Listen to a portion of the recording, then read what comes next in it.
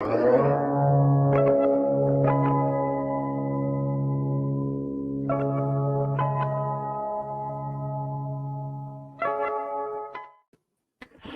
is going on, everyone? Good morning, or good afternoon, good evening, wherever you are. It is the Fightful post show for Wrestle Kingdom 18 that just took place in Tokyo at the Tokyo Dome. I got two outstanding people, Scott Edwards and Mr. SP3 of True Hill Heat, with me. We are going to do a quick show for you because we are really all tired and we want to go to bed. But so let's just start off with a bang. The Rambo match started off, and remember to like the video and share and all that good stuff. Thank you. Send super chat so Rob can get paid, and hopefully Sean Russap watched the opening to this show and he could finally give me a job at Fightful. Send us. There you go. I'd like that because I would have forgotten about the hit the like. I would have got to hit the like button at the end of the show, but yeah, leave a comment, hit that like button. That goes a long ways for us. And, of course, subscribe to Fightful Select. But you guys might see a cat going behind me. I'm not sure. But, yeah, let's get started. The Rambo match. Scott, I'll start with you. What do you think of this? Man, the Rambo matches are all the same to me at this point. Like, they just kind of morph together year after year. There's always at least one person that pops me, at least in that year. This time was Fujita Junior Hayato of Michinoku Pro. If you know his story, that was a really cool moment for him. He may have not been in the match for a long time, but I really enjoyed that. But overall, I'm upset that Taichi got eliminated before the Final Four. I wanted him in there. But I'm excited for Great-O-Khan because it does feel like this might finally be his moment to win something in this company. But, you know, watch me be wrong come New Year's Dash. So, SP3, how about yourself? There was a couple of people that I thought were criminally in this matchup, like Tomohiro Ishii should never be in the Rambo. He should always have a singles match, preferably for the Never Openweight Championship, because he always delivers in those. Someone like Jeff Cobb and pretty much the entire United Empire contingent that was in this matchup. Hanare, who's had a great year with some 5-star matches with the likes of Shingo Takagi, Great-O-Khan, who's been doing great work and coming off the heels of one of his best matches just a couple of months ago against John Moxley. I wish they were more, but it's good that they were highlighted in this matchup. And like Scott said, it seems like the Great-O-Khan is the favorite to win tomorrow at New Year's Dash. So I'm always for that. Yo was very interesting here in that he felt like he was junior Taguchi, doing a couple of like Taguchi kind of mannerisms. At first, one point, he took off his shoes when he came into the ring and he was wrestling in socks. Then he takes the socks off and he's wrestling barefoot. He's doing the rope walk and then he gets crotched. So a lot of interesting things with Yo. So I don't know if this is a new kind of persona for him there. So that was another notable thing. And of course, Azuki making his appearance and getting the fingers back and fingering a whole bunch of people. He fingered people to death in this match. Glad somebody got fingered. But me too. Yeah. Though the Final Four was Great-O-Khan, Toru Yano, Ishimori, and Yo. So I'll pay money for Toru Yano to stop being in these Final Fours. Please. Don't you dare deny me my Toru Yano. Toru Yano, the greatest comedy wrestler. Move over, R-Truth. It's Toru Yano's time. I love R-Truth. Poor guy. All right. So the first match, we have the IWGP Junior Heavyweight Tag Team Championship match. Bullet Club War Dogs taking on Catch 22. This match, I'll be honest, I was pretty freaked out by TJP. I want to hear SP3. What did you think of this match? A solid opener to the show. I think, of course, the big standout from the show is going to be from this matchup is going to be Filipino Fiend TJP, who was decked out in a whole new persona, coming off the heels of Bullet Club War Dogs beating Catch 22 on the final show in Kurgan Hall just 2 weeks ago. He was put in the coffin. He lost the coffin match, and now he comes back to life here in the entrance, and the look was definitely scary. It took a lot of people aback, and I felt like it kind of hurt the reaction to this matchup that would have kind of been more, I think the crowd would have been more invested into this matchup based on the history between these two teams dating back to last summer. But I feel like the character kind of took them out of it, and they didn't know how to really react to it. So that's my only kind of nitpick on the match, but what they put out there was a solid effort, and Catch 22 winning back the junior heavyweight tag team championships makes a whole lot of sense. They are the aces, the anchors of this division, so it makes sense to put the titles back on them. And you know what's funny is I said Catch 22, and I know it's Catch 22, or but I'm trying to stay awake here. It's fine. It's numbers, man. No, we can't deal with numbers. We all like an hour sleep. What we doing? Yeah, I have a hard time with numbers and letters, so it's okay. I mean, that's what we're going with. But Scott, what do you think of this? Yeah, I think the problem I had definitely was like the whole TJP thing, because I thought it was cool, right? I thought the whole character was cool, but it was like so out of nowhere. And I think SP3 is absolutely right. I think it's like, I don't think anyone was knowing what to expect, because it just happened, right? It just kind of happened. There was no like true buildup. I understand he got buried in a coffin, but there was no like tease other than like the one thing Francesco Akira said at the press conference yesterday. And if you didn't pay attention to the press conference, hell, if you did pay attention to the press conference, you still have no idea what it meant. But overall, like, I thought the match was a fine opener. It's there to do exactly what it did, right? Kind of start the crowd off hot with some cool moves on the outside and so on and so forth. It's not the best junior tag team title match that we've gotten at a Wrestle Kingdom. There's just so many in the past that I think have beaten this, but it did its job, and honestly, I think that's really all we can ask for from a match like that. I think last year with Kachu 2 versus Leo was better. Oh, absolutely. Not even close, truthfully, but still did the job. And I think Catch 22 honestly is like one of the better tag teams in wrestling these days. So it's nice to see them get the belts back, even if we have a Fiend character now in New Japan. Yeah, I thought the match was pretty good, and I was surprised to see War Dogs lose. I really was. I think that it's Wrestle Kingdom, so it's usually the time to make the change with the titles, and we saw that a lot on the show. And also, I felt like the Bullet Club War Dogs, they did enough with those junior heavyweight tag team titles. They won them back at Independence Day in July of 2023, so they got a good 6-month reign with them. So I felt like it was time. That's why I predicted Catch 22 to win here. All right. So after that, we had Zack Sabre Jr. defending his New Japan Pro Wrestling's World Television Championship against Hiroshi Tanahashi.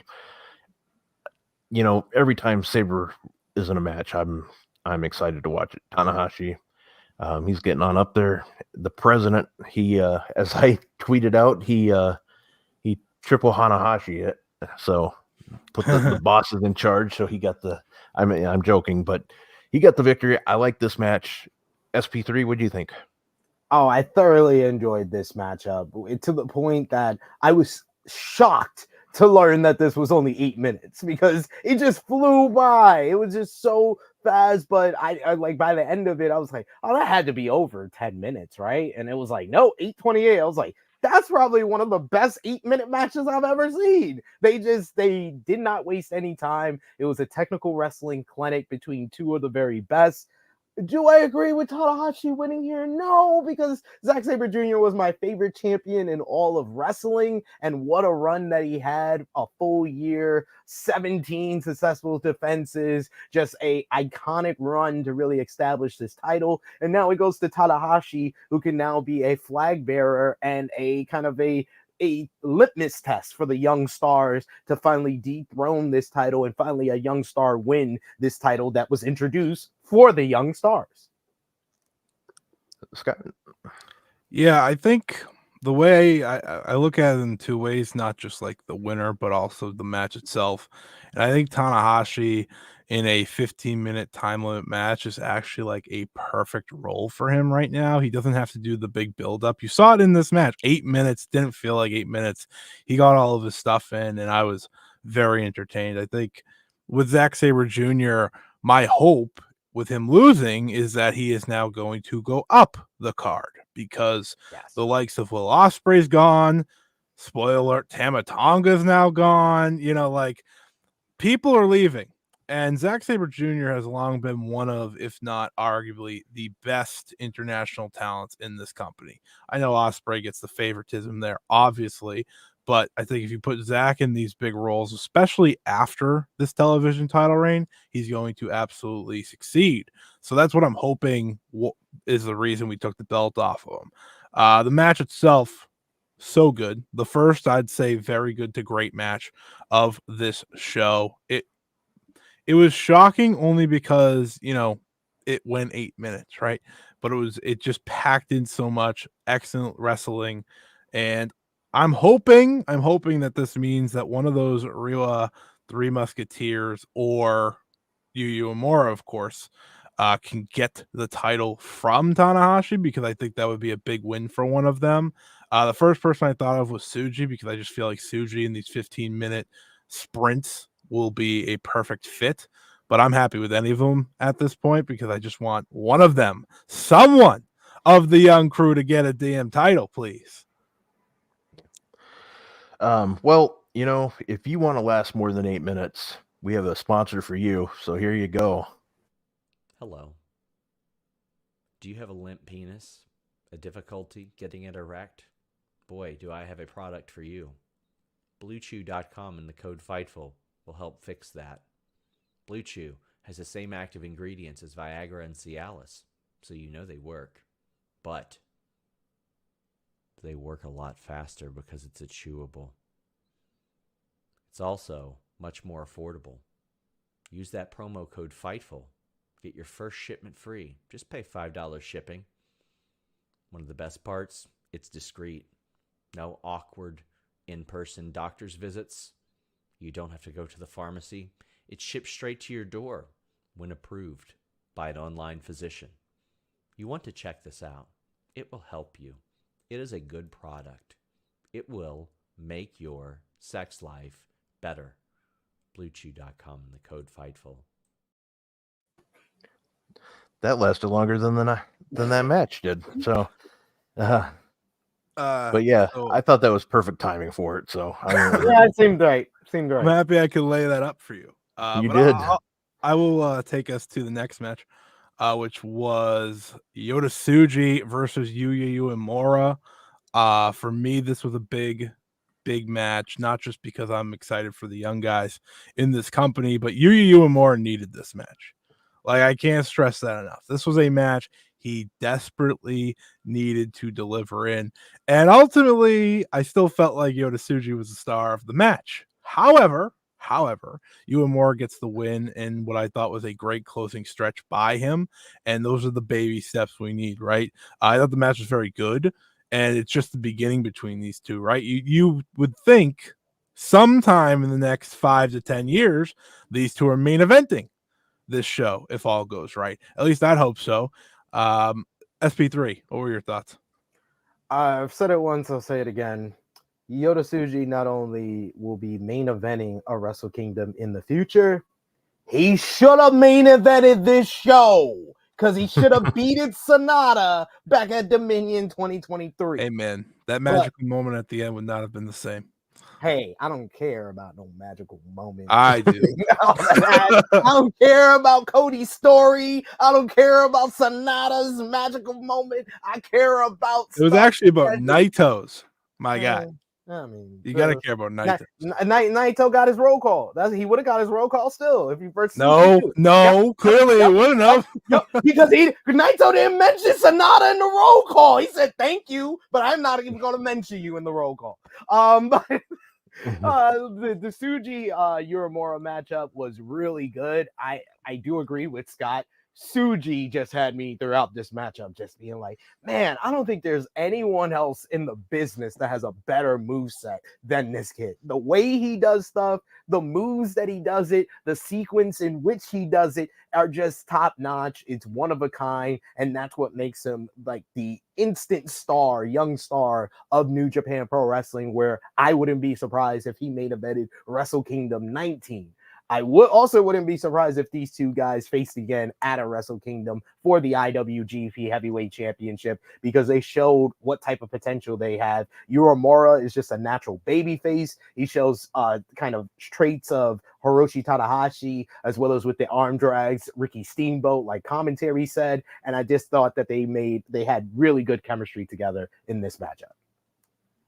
Yeah, I thought it was a great match. You pretty much nailed everything that I was thinking, so great match overall. Absolutely. But I know we got to talk about this next match, even though I really don't want to. It was House of Torture, Evil, and Ren Narita versus Kaito Kiyomiya and Shota Umino. I don't mean to say Shota Umino and Kaito Kiyomiya's names with so much less enthusiasm as I said every other name on this show, but spoiler alert, guys, this is the worst match on the show. This was after the matchup. Most people that I heard were just like, well, that was a decent angle, but as a match, it was subpar. Scott, what did you think about this one? House of Torture getting the win, Ren Narita. Well, you know what they always say, the house always wins, baby. I was a fan of this match. I actually like this better than the tag title match, which bored me to sleep. Yeah, that's right. You know what's one thing I did see in this match, though? That how far ahead Shota Umino is from Ren Narita, much like Tsuji is from Uemura. I was like, okay, so those two that lost in these two matches, they should be the ones in the Tokyo Dome main event next year. That's what I'm thinking. I don't think you wait for that. I think, Naito loses probably to Tsuji, or no, that makes more sense. That's more fun storyline wise. And then, Umino wins the G1 and we're on our way. However, I love seeing Kaito Kiyomiya in the Tokyo Dome. There's not enough Kaito Kiyomiya in big matches, I think, because his own promotion doesn't treat him that way all the time. And he felt like a big star here. I never have that much of a problem with the House of Torture stuff. I understand why people do, because it gets repetitive, especially if you watch over and over and over again. I think they actually did a better job on the Noah show the other day than they did here, because they lost on the Noah show. They didn't lose here, but overall, I'm entertained for what's next more than anything with the Ren and Shota, because I think what they have is funny. However, very funny that Ren Narita is winning with a Bella Buster. Didn't see that coming. The X Factor. Come on, sir. Don't tell everybody how old you are and why you're using Bella Buster. If it helps, I did say X Factor first to my friend, but I was like, no, we're changing this to the Bella Buster because it's 10 times funnier.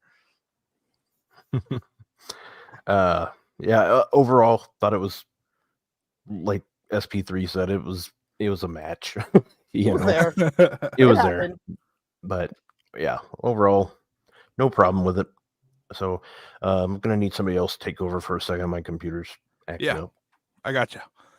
Next up was the never open weight championship match of Shingo Takagi versus Tama Tonga. And I'm just gonna say it now, going into this match, I was like, okay. Same. And then they killed it because Shingo Takagi's one of the all-time greats, baby. This was a Shingo Takagi performance and a half. I give Tama Tonga credit too, but he said he's leaving, so I don't have to. Which was crazy, by the way, because Shingo was so good in this match, and then he lost, and I was like, okay. And then, the press conference. But I thought Shingo once again proved that he should be at the top of this card, not in the middle or in the Rambo. He should be back in the top 3 matches because he's one of the very, very best. And I'm hoping maybe he gets away from the never. You look at that global heavyweight title, you look at the IWGP World Heavyweight title, and you just let him go get them because that's what he should be doing. He's one of the very best, and he showed it here. This match was the match on the show that completely over-delivered. Completely in every which way. In terms of my expectations, if you want to talk stars, I was like, all right, this will be 3 stars and we'll move on. Nah, this was great. Absolutely could not agree more. This is the match that over-delivered, exceeded my expectations the most. And to explain to you guys, if you don't watch New Japan Pro Wrestling too often, why there was a certain amount of apathy among Western fans like myself and Scott towards this matchup is because we saw in the G1, one of the rare 20-minute time limit draws was this matchup. And I think that I'm not alone when I say that match didn't even sniff my top 10 matches of the G1. Then they had a never Openweight championship matchup in October in Las Vegas, Fighting Spirit Unleashed. And they got 27 minutes and it felt like 50. And it was a good match. I would even go as far as to say it was a very good matchup. But by the end of that matchup, I was like, I never need to see that again. I feel like I watch Edge and Randy again. I never need to see that again. That was good, but I never need to see that again. And what we found out in this matchup is we found the right amount of time to give these guys.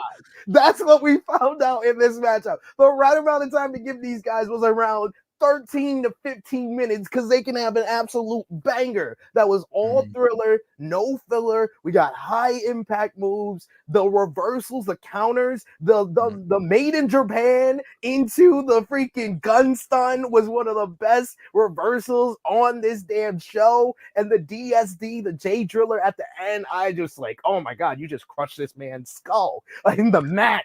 That was just great. This is the Tama Tonga that I want to see more from the look and presentation with the beard and stuff. I said immediately on our live stream over on True Heat, I was like, yes, this is Tama. That's Tama. He's got the facial hair back. I was like, it was all cool with the baby face. You're a baby face now. You got to have an actual baby face. But this is the look I need. He was aggressive. He was hard hitting. He felt like he fit in the never open weight BMF division in this matchup. And then he turns around after and says, oh, you know what? I don't really want to be here. This is my last month in New Japan. Crazy. What? And apparently the reports are saying he decided that stuff during the match or after the matchup because he did not tell New Japan this. What is going on? You know why? You know why he did it? Because he's like, I'm never topping this match. I gotta go. Man, I'm a Tama Tonga guy, so I was surprised when I heard that. And I found out probably 15 minutes after I posted because I was just busy with the watch along, and I decided to just click on Fightful, and Jeremy's putting stuff out there, and I'm like, wow, okay. I'm not really expecting. I'm like, well, why the hell they put the title on him then? Yeah. So yeah. But then you on the title, and it's like, all right, I'm done. Hey, exactly. we got a super chat from Luis. Bullying works. It sure does. It's crazy to me. It just doesn't make sense, though. We got our head bully, Maggie, helping us out. Thank you, Maggie. Yeah, thank you, Maggie. I will say I agree with Scott as well. This is like the second matchup where a singles champion lost, and I was like, okay, now they go up the card. First it was Zack in the Hiroshi Tanahashi match. I was like, okay, he should be Naito's first challenger for the IWGP World Heavyweight Championship. And Shingo actually owns a victory over David Finlay in the G1. So if they didn't do the angle after that match that they did, I immediately after the loss for Shingo, I was like, throw him in the global heavyweight championship scene and have him beat David Finlay. Get that title off of him.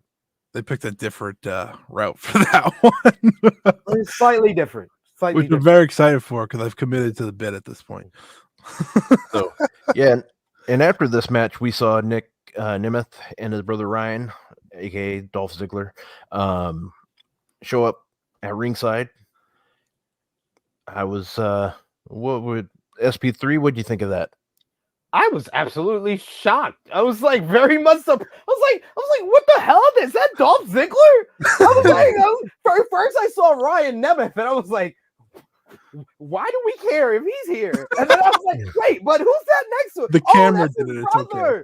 That's his brother. No, it's because he had a bright pink shirt. Yeah. He stood out much more immediately. If you're just watching visually, he stood out way more than his brother. But then you realize, oh no, that's the person I'm supposed to be paying attention to. Oh, he's here. Dolph Ziggler, Nick Nemeth. It took me literally, like I said, I was doing a watch along over on True Hill Heat, and it took me maybe like 10-15 minutes to stop calling him Ryan Nemeth or Dolph Ziggler and finally call him Nick Nemeth for the first time, because I think that I have been calling him Dolph Ziggler for nearly 2 decades. I don't know if that's gonna end. Like, I very quickly was able to go from Edge to Adam Copeland because I feel like that's so much different. But because it's Dolph Ziggler to Nick Nemeth and there's already a Ryan Nemeth, if I don't call him Dolph Ziggler, I want to call him Ryan Nemeth. So it's a very interesting conundrum with this whole thing for me personally. Seeing it's just like a surreal moment of seeing Dolph Ziggler after so long, not in a WWE setting, but in New Japan. It was a pleasant surprise. Yeah, it was cool. I liked it myself. Scott? I've committed to the bit, like I said. Zigzag 2024 is now in. And it's funny because they walked out right during the tag title match. I was like, oh, all right. A Nemeth tag team title challenge. That's fine. I immediately went from the Nemeth going for the titles to, Nick Nemeth versus VLP would be great though. Like, well, the funny thing was, and then I saw them the next match. I was like, oh, he didn't leave. Like, when you bring someone out, they usually take off. And I was like, oh, maybe he just wanted to chill and watch the show. That's kind of weird. And of course, we saw why. But I'm very excited to see what a determined Nick Nemeth. I'll figure it out someday. I'm very determined to see what that looks like because it's been so long. In his day, which was years ago at this point, not because his doing, by the way, you don't get put on TV, you can't do much. But when he was at the top of his game, he was great. And I have committed to the idea that if this is like one of their new replacements and he stays for more than just a match with David Finlay, which God willing, I hope he is. I think this is exciting for New Japan. They're kind of in the need for these new international guys with Ospreay out and Tonga out. And I think Nick Nemeth's definitely interesting at the very least. I can't wait to see if he's around a lot. But I'm hoping he is because it's just different and so unexpected, which makes it so much fun. Yeah, for sure. And then we had after that we had the IWGP and New Japan Strong Openweight Tag Team Championship matchup. Winner takes all, Gorillas of Destiny, El Phantasmo and Hikuleo versus Bishamon, Hiroki Goto, and Yoshihashi. This match didn't get as much time as I thought it should have because of the stakes on the line. Their World Tag League matchup, which was 40 minutes, was much better than this one. I just thought that this was a good matchup, but I was waiting for like the next gear for it to go, and then it just kind of ended. Yeah. I couldn't fully invest myself into this match because one, I knew who was winning because the IWGP tag titles do not ever get successfully defended at this damn show. So I was like, all right, ELP and Hikuleo, let's win already so we can move on. And I think you're absolutely right. I just don't think they got the time to get going. And I think based off of their tag league final match, which was far better than this, they need the time to make it work between these two teams. And I also just didn't like the finish, like the Hikuleo dive from the top that kind of looked really bad and just ended. I was like, okay, sure. But yeah, it's fine. Not everything needs to hit for me on this show. Everything after this hit for me on this show, so it's okay. Yeah. Overall, I thought it was fine. You know, the Gorillas of Destiny, who just did an interview with Sean Ross Sapp on Fightful about a week ago. Check that out. They hinted that their contracts might be coming up. So that's pretty interesting too. Maybe they'll make the decision tomorrow for fun. Yeah. Just like Tonga did. Follow his footsteps. All the gorillas heading out. Yeah, they've had enough. So we move on to the IWGP Junior Heavyweight Championship. Hiromu Takahashi taking on El Desperado. This match was fun, I thought. Scott, what do you think? Finally, the best junior in the world holds the junior heavyweight championship. El Desperado. It's been a long time coming. It's been a long time coming that he finally beats Hiromu in the title match. I've needed this. You know, with Hiromu defending, I needed this at Wrestle Kingdom specifically because it's all the more important. They packed a punch in this match. They didn't get, you know, the 25, 30 minutes that, you know, maybe you'd get a classic like they have delivered before, but they didn't need that. They put everything they needed to make this work on this card. The crowd was super into it. El Desperado looks like a megastar, as always. Hiromu was Hiromu. And I just thought this was really, really great in terms of like just getting us back to that Wrestle Kingdom feel. I thought that's what this did, right? El Desperado attacking Hiromu from the get-go and then just going from there. Really enjoyed this, and I'm really happy Despy is the champion now because I'm very excited for what his reign could turn out to be, especially after what I thought was overall a pretty great Hiromu run until like the second half of last year where it started to kind of disappear. I'm expecting in New Japan the second half of 2023. Yeah, I'm expecting Despy to have a great year, especially with so many possibilities in Best of Super Juniors, much like last year. I really enjoyed this one. I would say that this was the second great matchup on the show after Shingo and Tama. These guys got less than 15 minutes, and it was all down to pacing. They paced this one perfectly where it hit the crescendo right at the ending, and it just made sense when Desperado first hits Pinche Loco and gets the near fall, and then just says, "No, I'm gonna drop you on your head," and then hits you with Pinche Loco again, immediately going back to that finish. I love that finish for the matchup.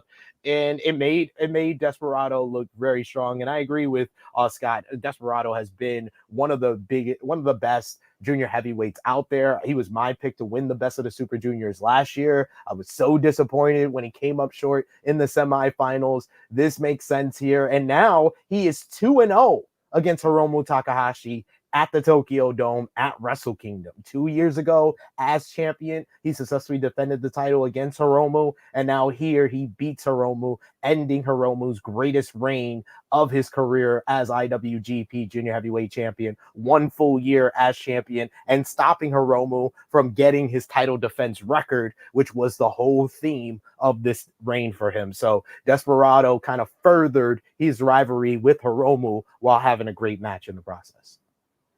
Yeah. So before we go to our next one, we have a super chat here. I would say this name, but I would not do you any favors. Wallaby. Oh, that. Thank you, because I was not close. The Nimitz had nothing to do with the tag match, but instead it was all about the global championship and Finlay.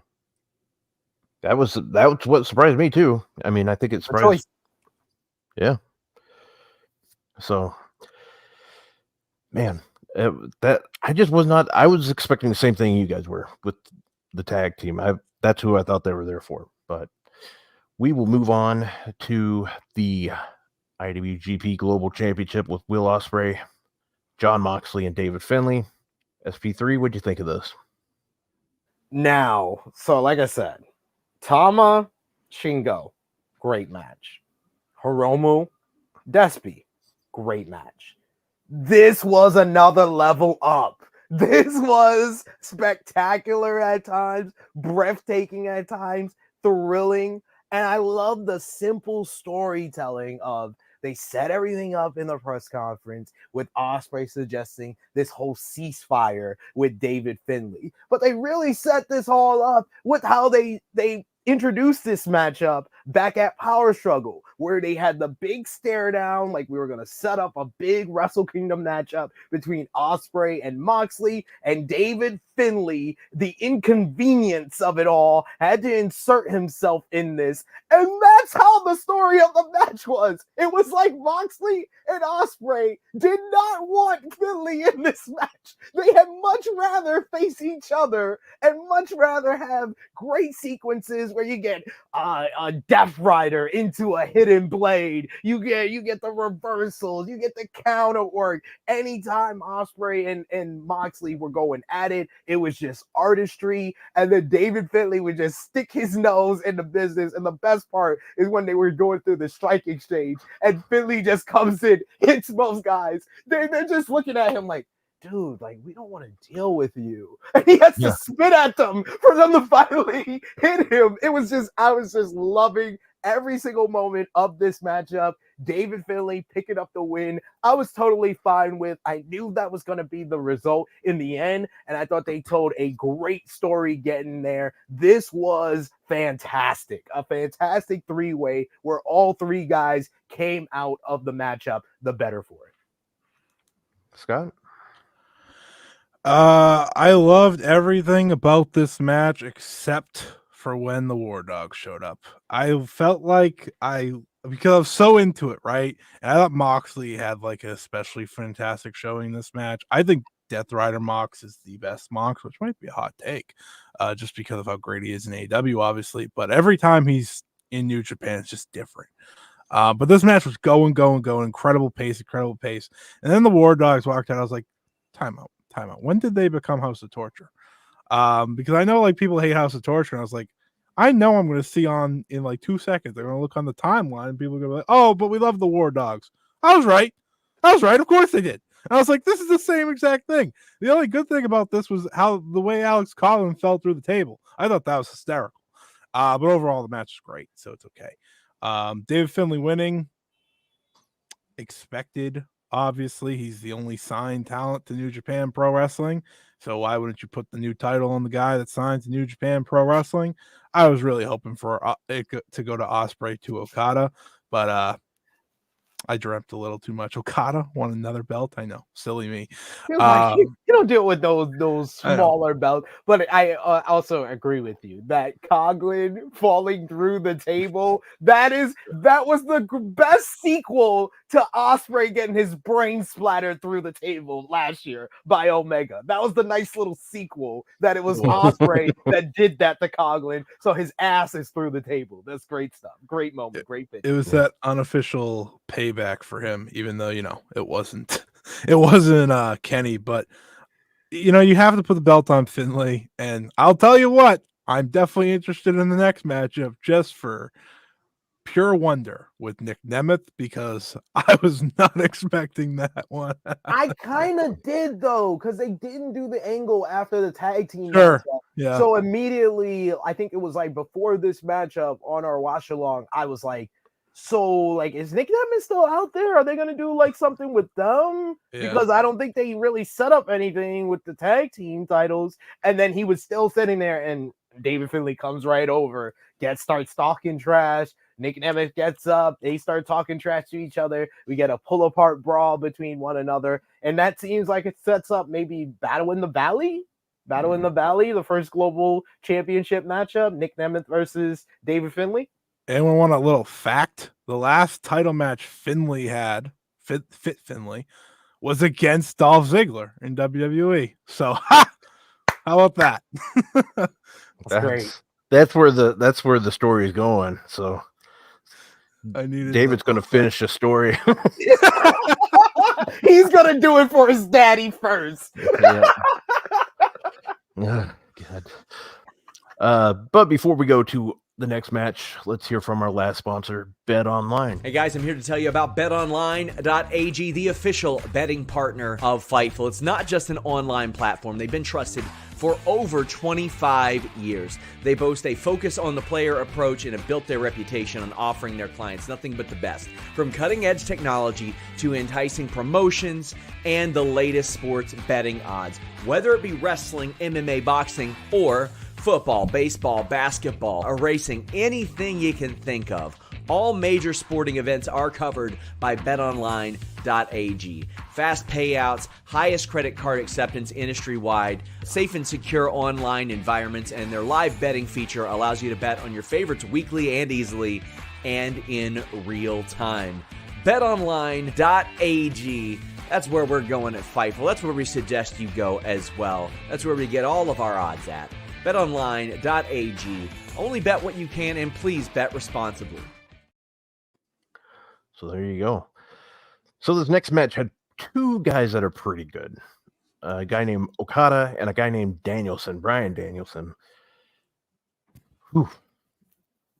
These two, man, I hope Okada arm is okay. Danielson, he just looked lost at the end. Like he didn't know where to go, which is normal for most of the Wrestle Kingdom matches. They don't know where to go because it's very confusing. But SP3, what do you think of this match that we were all waiting for? Absolutely outstanding from these two guys. When you have such lofty expectations, it's very easily that you can fall beneath that. And I think that through no fault of their own, that's what happened to them at Forbidden Door due to the injury that Bryan suffered. But the way they have used that as the story crust for this matchup and the build up to this matchup, and then how that story translated into the match, you couldn't have painted that or laid that out better. Like the crowd was into every moment, the selling, the offense of Bryan on the arm, the brutality, the kicks. Oh my God, those violent kicks where you felt it because of Okada's selling and his facial expression, the grimace on his face. You felt your own arm and the numbing sensation, the tingling that Okada was probably feeling. He made you feel all of that due to his selling, due to Bryan's just physical nature in which that he was in this matchup. This is the American Dragon, Bryan Danielson. This is the Bryan Danielson I was introduced to back in 2005, 2006 in Ring of Honor when he was the biggest dickhead, the biggest asshole in the world, and just talking trash throughout the matchup and just physically dissecting his opponent. That's what he did to Kazuchika Okada in this matchup, and Okada put on one of his best-selling performances I think he's ever done, because Okada can sometimes fall victim to the babyface comeback syndrome of, oh yeah, you've been working my arm the whole matchup, but now I can do all these moves with my damn arm. Or what Dustin Rhodes did at AEW World's End. I would never forgive Dustin Rhodes. You've been in the business for 50 years. You had no business getting your ankle broken by a cinder block and then doing a Canadian Destroyer. I will never forgive Dustin Rhodes for that. But what Kazuchika Okada did was teach Dustin Rhodes, this is how you sell an injury. This is how you do it. Where even at the end, when I use my arm for my finisher, I'm selling the arm on the pinfall. This was 5 stars, the best match of 2024, and I will probably be in December of the 2024 saying that this is still in my top 5. This was perfection. Man, I like Stephen A. Smith, but you sounded just like him for like about 15 seconds, and I absolutely loved it. Thing where you just wanted to when you just I was like, is that Stephen A? Like, I mean, that's how close it was. That was good. But Scott, Yeah, I can't believe I have to follow him.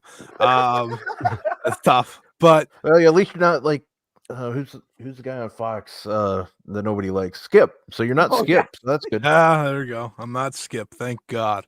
Yeah, I don't have a clashing opinion here like Skip would. No, this was everything that everyone wanted it to be the first time around, but the stakes are raised.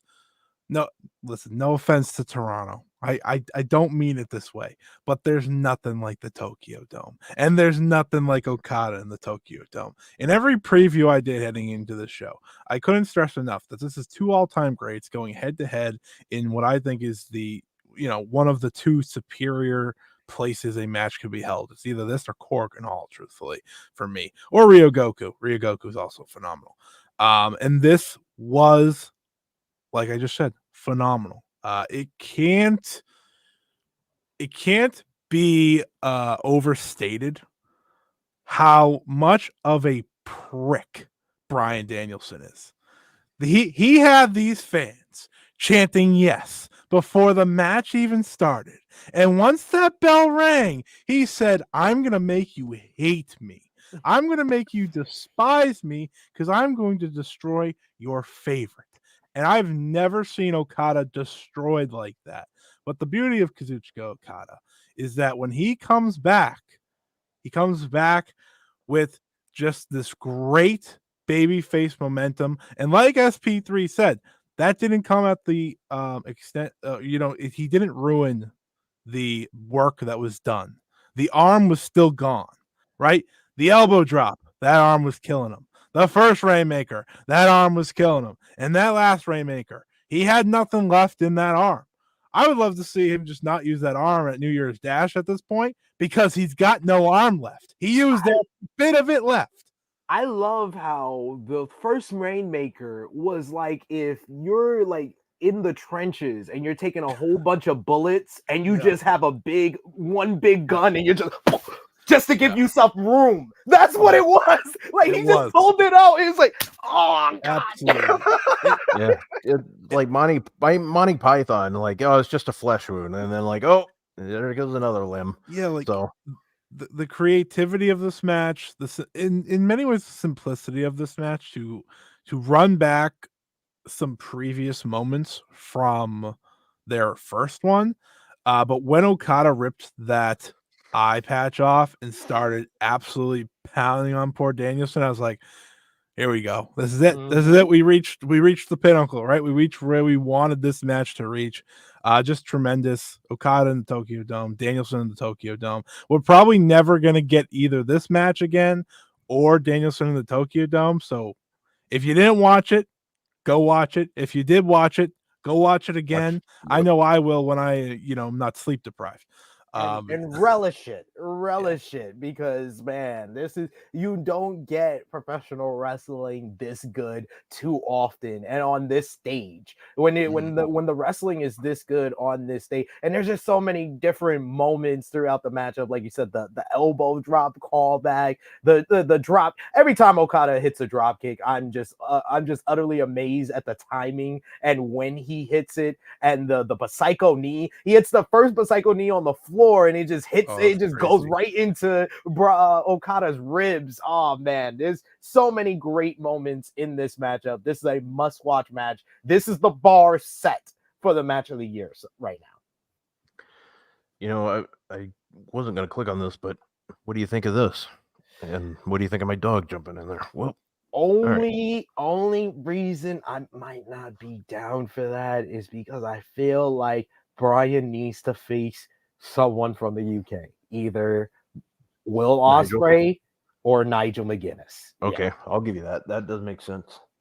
Or they just do what they did with Forbidden Door this year and what they did with Wrestle Dream this year, and you just run back the matches you wanted to do the year prior, and they do Danielson and Omega too. Yeah, at all. That's what I thought they should do, especially if I don't know what his last year or whatever is. I've yet to figure out what Danielson meant. Like, was it a year to the day or was it all of 2024? Whatever it is, if we don't get him in Omega one more time, but in a commercial free setting, I'm going to be pissed. Yes. I'm gonna be pissed. So I need that. I think All In's the perfect place for that, especially after the build to this year. I think the fans over there deserve Kenny and Danielson. But if Okada Danielson 3 is another option, I mean, I'm not gonna. Yeah, I'm not gonna complain. I just feel like Yeah. there's like 3 or so options that are better. I think if Tony Khan had the option to use Okada at All In, he would probably run back Kenny and Okada if he could. Oh my god. Imagine. He gotta announce. He just gotta announce that. Don't even. Yeah, just announce that. Announce it like 3 months in advance. When you're like 40,000 in, and you wanna boost that number to like 70,000. Announce Okada and Omega 5. Man, I hope we get 5 one day. I don't know when. Weird. My nipples got really sensitive when you guys started talking about that. I'm excited. My nipples started rubbing against my shirt. Yeah, it's like, whoa, what's going on here, all boys? weird. Yeah, this is a new feeling. All right. Well, we might as well. I'm talking about my main event. Let's go ahead and talk about the main event. Whew. Man, I really enjoyed this match. And SANADA, Naito, SP3, what do you think? No one. I don't think there's like anyone. You could tell me, oh, WWE fans, they love Cody Rhodes or they love LA Knight. You could tell me AEW fans just absolutely adore Orange Cassidy or they love the Elite. You could tell me all of that. You tell me how much Impact fans love Motor City Machine Guns. You could tell me, it don't matter what promotion you tell me. There is no type of connection like Naito and these New Japan fans. Like, you would think that this is like the son of Jesus Christ himself coming out into the Tokyo Dome, the way these fans are chanting Naito and how they are just completely invested to every twist and turn of this matchup. And like, I was like somewhat like vaguely into the matchup at the beginning. I think I was just coming off the high of a 5-star all-time Tokyo Dome matchup with my favorite wrestler of all time, Bryan Danielson, and my favorite Japanese wrestler of all time, Kazuchika Okada. So it took me some time to get into this matchup, but I thought that these two guys worked really well with one another, and I felt like they saved their best match for the biggest stage possible. I've seen them have matches in the G1. I saw the match earlier this year in the New Japan Cup that was really, really good. But this felt like an excellent, great Tokyo Dome main event matchup that Naito, the fans were just rallying behind him. And although he wasn't facing a prototypical heel, you can tell who the babyface was to these fans. And I thought that SANADA held his own and arguably had the best performance of his title reign in his final title defense. So hats off to both guys here. All right, Scott. SP3, I told you before this show really got going, right? Because I know you were down on the SANADA build. I think everyone was down on the SANADA build. But I said to you, there's nothing like a Tetsuya Naito main event. And before the bell even rang to start this match, I felt like I was right. Because like you said, wrestling fans love their favorite wrestlers, but Japanese fans love Naito like no one else. And that crowd, if you watch this whole show, you would have thought the crowd was sometimes a clapping crowd for some matches. And then Naito came out there and you were like, oh, we're back to the peak of these crowds, because it was incredible. It was infectious. You got lost in the match in the best way possible. There is something, this is like, if you watch like anything with like Mystico in CMLL, it's a lot like that. If you're new to it's like because I just saw the movie. It's like the Von Erickson Texas. Yes, exactly. That's what Naito. That's the closest form in North America that I've seen. Right. It's the wrestler that people can get behind. They don't care what the match is. They don't. They just want to see their favorite win. And I'm pretty sure some point in this match, SANADA's shoulder went out. Truthfully, Like, because there were a few points where they were trying to do something and he just could Yeah. not do it, but they worked through it. And again, those closing minutes were perfection. And Naito getting that win, man, it was magic. That Naito magic, there's just something about it. And this was the last shot. I think that's what makes this so special, right? Naito's never doing this again. He's never getting the roll call again. This was it. This was it for one of the greatest of all time, truthfully. This was his last major moment. He's going to hold this title till however long. He's going to put over someone new, and it's going to be great, but he got his roll call because of it. And that post-match, my God, it was perfect. I just sat there. I was like, listen, I know people hate the House of Torture. You're supposed to hate the House of Torture, but this was perfect. I will say though, you wanted to kill someone. I wanted to kill someone, but in the best way possible. Yes, because I knew what was coming. I was like, it had they can't do that again. Right. They can't. They knew people were waiting, and they did it so quickly. And then when SANADA came flying from the screen, it was perfectly shot. I jumped out of my seat. Listen, people, I have no energy left in my body. I am fading as I speak here. But when SANADA showed up, I leaped out of my chair. And it was perfect, right? Because the reason they did that was to get all of LIJ included, even the former members in those two. Those two were core members of LIJ, Evil and SANADA. And SANADA, pretty much, him and Naito having that moment, then walking away in tears, like, man, you got to feel for that guy. But it was perfectly done. And then we got the roll call, and I was like, all right, this was perfect. I'm done. I don't care. Match was great, by the way. Like, even with the few slip-ups, it was still a great main event and fitting of the main event because nothing was matching the Naito. Right, like like Western fans would be like, "Oh, put Danielson in." Yeah, it doesn't matter. No, does not matter. Domestic fans, it's Naito and then everyone else. Exactly. That's their guy. To answer Maggie in the chat, SANADA held the title for 9 months. He is the longest reigning IWGP World Heavyweight Champion of all time. And I mean, to be fair, it hasn't been the best. He's not the worst. Reign. He's not the worst IWGP World Heavyweight Champion in history because, Evil came out to remind everybody. So that and Ibushi had it for like 2 seconds. I mean, Ibushi was much better than SANADA. Well, Evil. Hey! Ibushi had it for 1 match. Hey, I rather a short run that has good matches than a long run where all the good matches was at the beginning. That's true. I'm with you there. Well, guys, I want to say thank you very much for tuning in to our post-show review for Wrestle Kingdom 18. Overall, grade-wise, Scott, what would you give it? And plug your stuff. Yeah, if I can remember any of my stuff. I would give it a good B+, A-. Like, I just think it was a very successful show for New Japan. Sets them up for the new year because I know this is the start of the year for a lot of people, like in their wrestling minds, but this is the end for New Japan. Tomorrow's a new day for them. Tomorrow's a new year for them. This is when they build to the next Wrestle Kingdom, and I thought it was a great way to shore up a lot of things. Maybe I don't love every champion, seeing one of them's leaving. But it's fine. It's fine. Battle in the Valley's in a few weeks. I feel like that's going to have a lot of changes already. And I'm very excited for the future with New Japan, which is what Wrestle Kingdom should have me be excited for. Plugs. Check out my stuff at Fightful. I do a lot of interviews for them.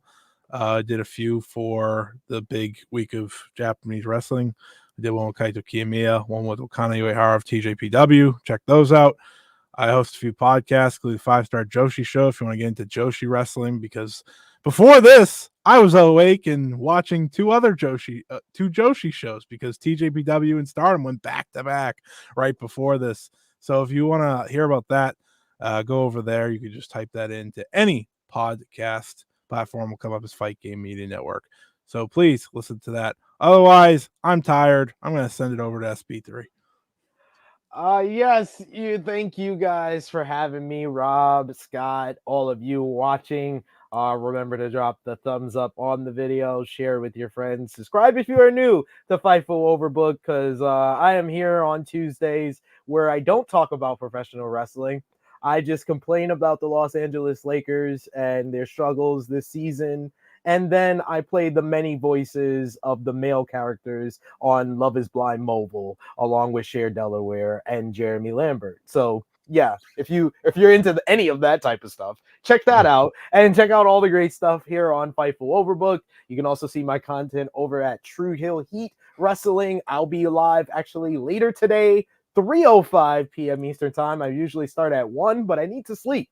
So 3:05 p.m. Eastern time with me and Jimmy Macaram, AE Ramble, the best AEW Dynamite review in the land, where we're going to break down the first edition of AEW Dynamite of 2024. We also going to do an NJPW Wrestle Kingdom 18 review on that channel on Friday, 12:05 p.m. Eastern time. I'll be joined by Jay News and Sanal, and we'll break down all the action from Wrestle Kingdom there. So check out the True Hill Heat YouTube channel for most of my stuff, and at True Hill SP3, my Twitter account, where you can see all my star ratings for 2023. That's the pinned comment on my Twitter page. And I definitely recommend checking out like your pin tweet, because I look at that all the time. I think you rate matches really well. Guys, you can follow me at Rob Wilkins on X or Twitter. You can follow me on Instagram and Threads at Fightful Rob. Every Friday at 3 o'clock Eastern, I do a show called Coexisting with Rob and Maggie. Maggie carries the show. I'm just there for shits and giggles. But want to say thank you for tuning in. We really do appreciate you. I hope you enjoyed Wrestle Kingdom, and we will see you soon. So thank you and peace out.